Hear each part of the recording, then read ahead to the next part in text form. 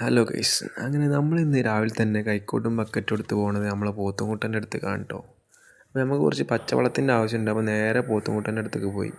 ഇതാ നമ്മളെ പോത്തുംകുട്ടൻ. അങ്ങനെ ഒരു ബക്കറ്റ് വളം നമുക്ക് പോത്തുംകുട്ടൻ്റെ അടുത്ത് നിന്ന് കിട്ടിയിട്ടോ.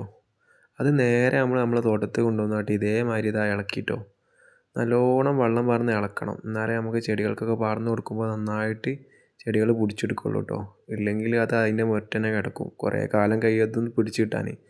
ഇതേപോലെ നമ്മൾ വെള്ളത്തിലാക്കിയിട്ട് നമ്മൾ ഇളക്കിയിട്ട് അതേമാതിരി നമ്മൾ ഒഴിച്ച് കൊടുക്കുകയാണെന്നുണ്ടെങ്കിൽ പെട്ടെന്ന് അത് റിസൾട്ട് കിട്ടും കേട്ടോ. നമുക്ക് ഏത് വാഴയാണെങ്കിലും ചെടികളാണെങ്കിലും പെട്ടെന്ന് നമുക്ക് തളിർത്ത് വരുന്നത് കാണാം. ഇന്ന് നമ്മളെ ഈ 2 വാഴക്കാണ് കേട്ടോ നമ്മൾ ഒഴിച്ചു കൊടുക്കാൻ പോകുന്നത്. ഈ വാഴ കഴിഞ്ഞ വർഷം കുഴിച്ചിട്ട വാഴൻ്റെ കന്നുകളാണ് കേട്ടോ. അപ്പോൾ വെട്ടി ഒഴിവാക്കാൻ നിന്നേനെ. അപ്പോൾ നോക്കുമ്പോൾ കണ്ടിട്ട് നല്ല ഉഷാറായിട്ട് വളർന്നു വരുന്നത്. എന്നാൽ പിന്നെ കുറച്ച് ചാണകം കലക്കി പാർന്ന് കൊടുക്കാമെന്ന് വിചാരിച്ച് അങ്ങനെ നമ്മൾ ചാണകം കലക്കി പാർന്ന് കൊടുത്തിട്ടോ.